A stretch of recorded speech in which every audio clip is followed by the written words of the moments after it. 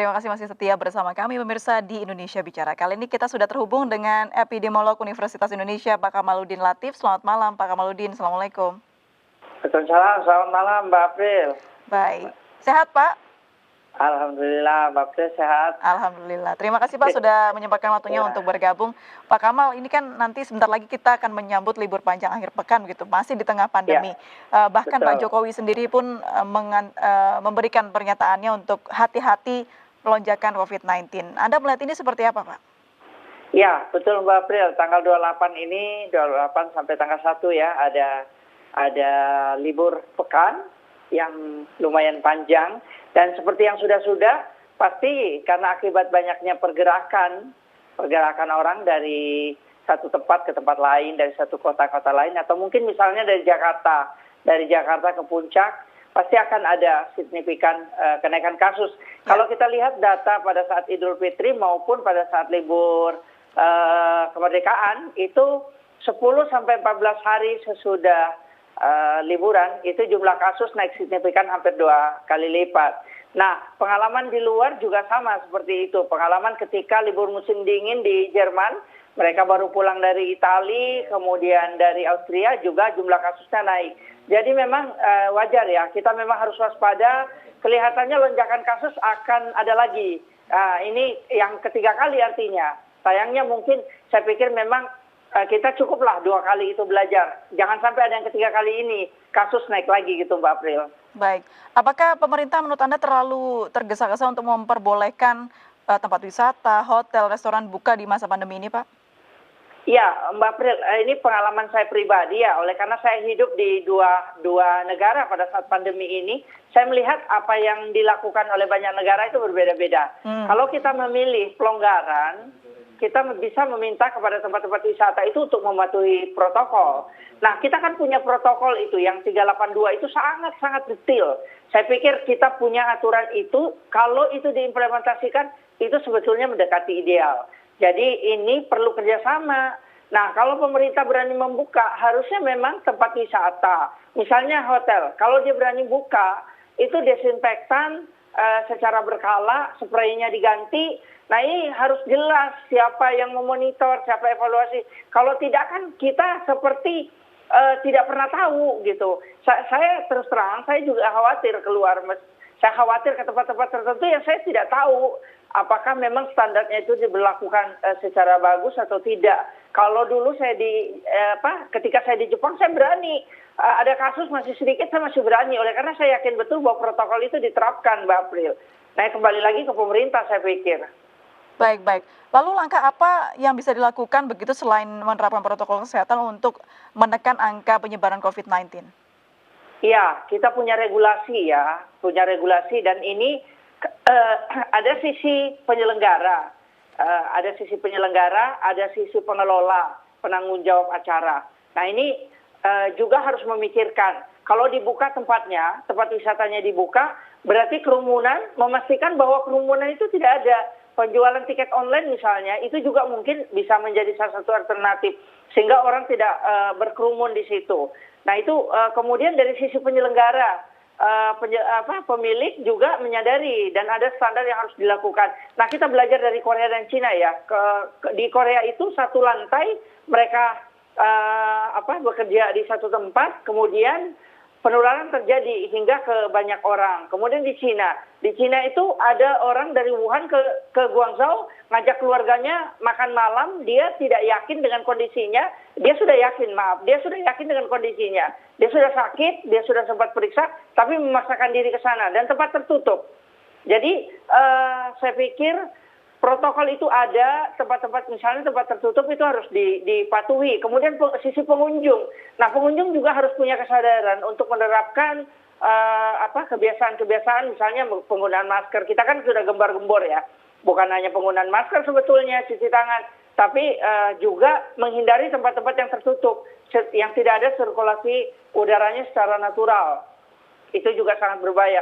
Jadi memang harus ada kerjasama saya pikir. Baik. Mbak April. Baik, Pak Kamal, kira-kira nanti peningkatannya berapa persen ya Pak, mengingat liburnya lumayan panjang?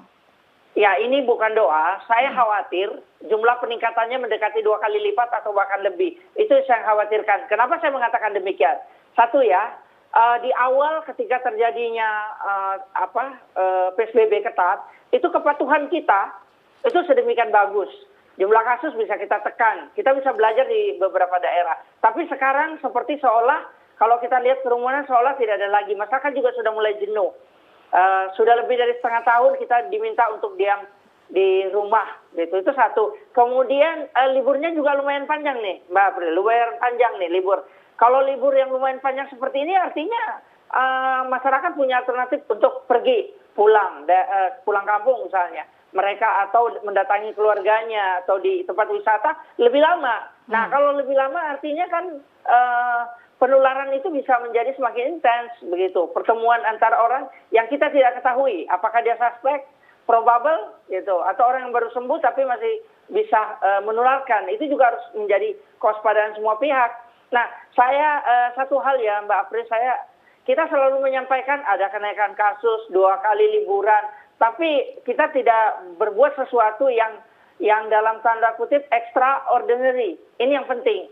Kalau kejadian begini kan kita harus melakukan sesuatu yang menurut saya di luar dari hal-hal yang biasa, tidak sekedar menyampaikan bahwa ada peningkatan kasus setiap kali habis liburan secara normatif. Itu yang saya sayangkan. Baik, Pak Kamal, apakah berita mengenai vaksin yang sudah dibeli dan juga akan didistribusikan ini menambah kepercayaan diri masyarakat untuk berani keluar rumah begitu, Pak? Ya, saya setuju. Itu salah satunya.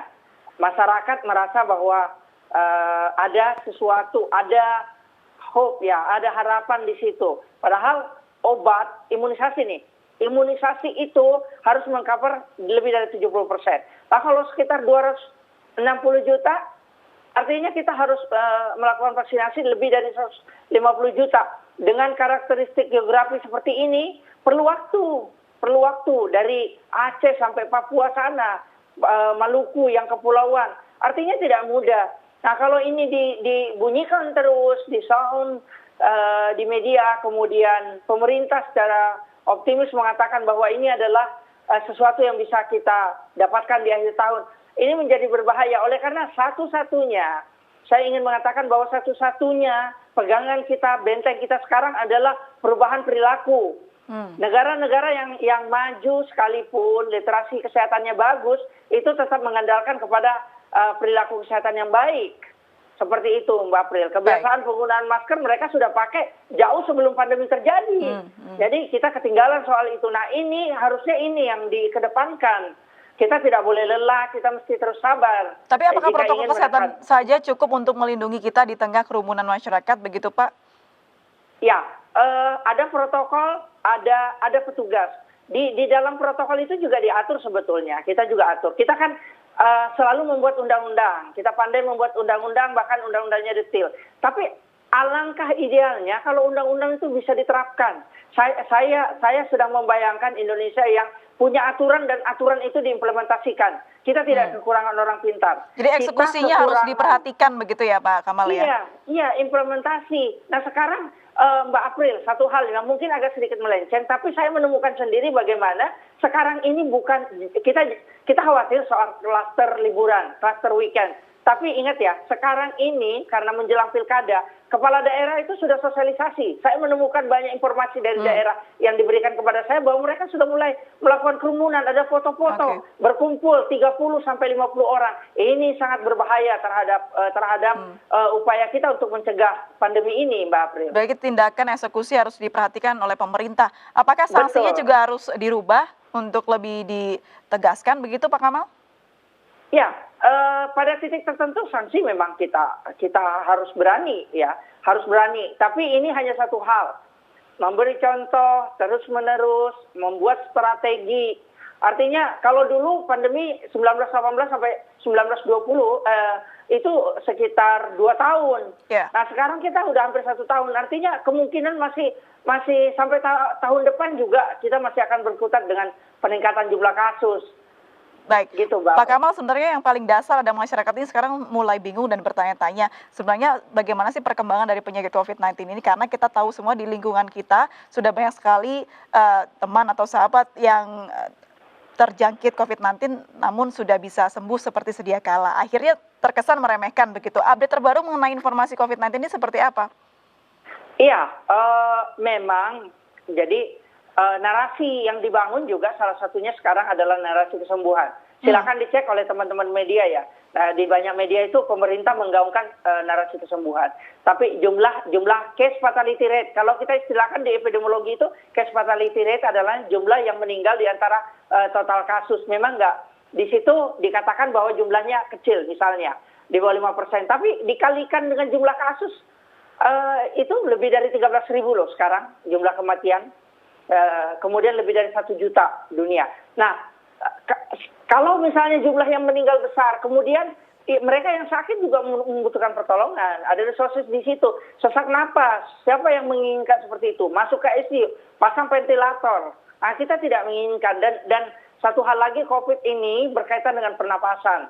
Itu. Jadi gejalanya akan dirasakan sangat berat oleh penderita. Dan kita semua berharap tidak akan kena dengan ini. Gitu. Baik, nah tapi ini juga mesti disampaikan Mbak April ke ya, masyarakat. tapi sekali lagi dengan membuka fasilitas umum dan juga tempat hiburan serta hotel, restoran, ini cukup bijaksanakah kebijakan pemerintah? Saya melihatnya bahwa oke lah, kalau kita memberikan perhatian kepada para pelaku ekonomi, kita juga mesti memiliki empati. Saya ketika bicara di sini bukan tidak memiliki empati terhadap teman-teman pengusaha misalnya mengatakan bahwa kami ini sudah di dalam tahap krisis sekarang, kami bangkrut. Kami juga ada empati terhadap itu. Tapi ingat, protokol itu harus kita jalankan secara strict. Kalau misalnya kapasitas pengunjung 50%, jangan dilanggar. Kalau jarak itu memang 2 meter, ya 2 meter gitu. Kalau dia kurang dari 2 meter, artinya tidak ada distancing. Nah, ini juga risiko. Artinya kita semua diawasi atau tidak diawasi harus patuh terhadap itu dan ada kejujuran. Sekarang siapa yang bisa memonitor bahwa itu spray di hotel pasti diganti? Ya. Tidak ada. Artinya pengusaha juga harus menyadari bahwa kalau ini dilanggar mereka akan rugi. Kita akan dengan meningkatnya jumlah pengunjung begitu ya Pak Kamal ya? Iya betul. Ini kan seperti putaran. Jadi ada saling berkait begitu Mbak April. Tapi kalau kita memiliki kesadaran, kita perbaiki, kasusnya akan turun toh pada akhirnya ujung-ujungnya kan kita juga akan bisa bergerak secara normal kembali gitu saya rasa. Baik. Tapi sebenarnya sudah cukup amankah ketika kita sudah tahu protokol kesehatan yang benar dan pergi berlibur begitu Pak Kamal?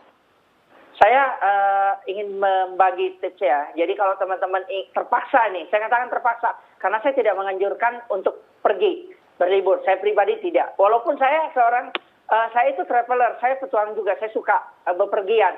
Tapi saya ingin katakan bahwa untuk masa sekarang kita bersabar.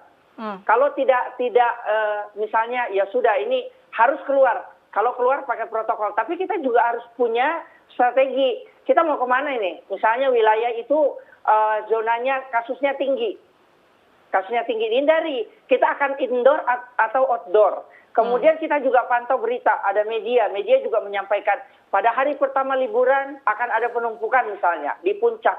Nah itu sudah menjadi warning kepada kita. Artinya kita juga punya strategi ya dari individu sendiri, punya pemikiran bahwa mana yang harus kita siapkan begitu. Selain protokol tadi, ketemu teman yang sudah lama nggak ketemu, tapi kan kita tidak tahu apa yang terjadi dengan mereka. Nah ini juga bisa menjadi penularan kalau kita tidak patuh protokol karena merasa ini teman, ini saudara begitu. Baik, kalau anggapannya golongan atau kalangan yang muda, yang lebih imunnya lebih baik boleh berpergian dan yang rentan tidak boleh seperti apa Pak Kamal?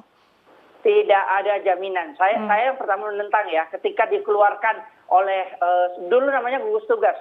45 tahun boleh bekerja di kantor. Saya bilang itu data hanya diambil dari rumah sakit, bukan diambil dari data populasi. Ada perbedaan. Tidak ada jaminan kepada mereka yang muda bahwa mereka juga kebal. Tidak ada. Kalau soal penyakit penyerta itu lain cerita. Nah, mereka yang muda juga tidak menyadari apakah mereka juga ada gangguan misalnya dengan jantung, kemudian berat badan, BMI, obesitas dan seterusnya. Itu juga kan bagian dari yang bisa mempercepat penularan dan memperberat ketika mereka mendapatkan komplikasi. Jadi saya ingin mengatakan bahwa muda itu juga justru harus berhati-hati. yang muda ketika kembali ke rumah mereka harus mengingat ada keluarga. Sayangi keluarga Anda, sayangi masyarakat di sekitar Anda. Kalau sudah sakit, ruginya lebih fatal. Biaya rumah sakit, kita tidak bekerja, kita tidak bisa tidak bisa produktif begitu Mbak April. Baik, Pak Kamal, terakhir kapan ini pandemi akan bisa berlalu terutama di Indonesia, Pak? Singkat saja. Ya, saya pikir untuk tahun ini tidak mungkin. Untuk tahun ini tidak mungkin. Jadi saya ingin mengatakan bahwa sampai awal tahun depan, kalau pencegahannya masih seperti ini, kemudian pemerintah masih melakukan pendekatan yang normatif, kita masih akan berkepanjangan dengan pandemi ini untuk beberapa waktu ke depan. Sampai tahun depan juga kita masih akan harus bersabar. Baik, terima kasih Pak Kamaluddin Latif sudah bergabung dan berbincang bersama kami. Sehat selalu Pak, selamat malam. Assalamualaikum. Iya, sama-sama. Sehat. Ya, pemirsa, demikianlah Indonesia Bicara hari ini mewakili seluruh kerabat kerja yang bertugas. Saya Aprilia Putri, undur diri, MNC News Channel Berita Pilihan Indonesia. Terima kasih, sampai jumpa.